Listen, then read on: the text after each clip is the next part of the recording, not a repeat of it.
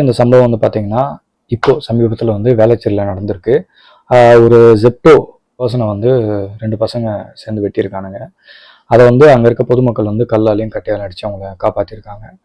இப்போ தான் ரீசெண்டாக சமீபத்தில் வந்து திருத்தணியில் வந்து ஒரு நார்த் இந்தியனை போட்டு வெட்டி அது பெரிய விஷயம் ஆகி நிறைய பேரை பற்றி பேசி அவங்கள கைது பண்ணி அதை சில பேரை விடுதலையும் பண்ணாங்க.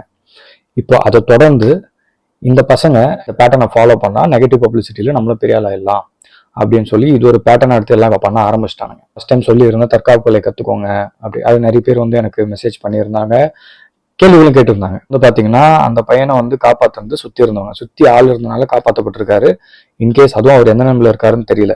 இன்கேஸ் அங்கே ஆள் இல்லாமல் இருந்தால் அந்த பையனோட நிலைமை என்ன இருக்கும்? அந்த இடத்துல நாம இருந்திருந்தா இஷ்யூஸ் பார்க்கும்போது சீரியஸாகவே எனக்கு ரொம்ப கடுப்பாக இருக்குது. அவங்கள காப்பாற்றிக்க வேண்டியது அவங்களோட அடிப்படை கடமை, உரிமை. புரியுதுங்களா? ஸோ அதில் எந்த ஒரு மாற்று கருத்தும் கிடையாது. நான் வந்து தற்காப்புகளை கற்றுக்கிறேன்றவங்க தாராளமாக நைட்டு வந்து கற்றுக்கோங்க, இல்லை உங்கள் நேர்பேர்களை போய் கற்றுக்கோங்க.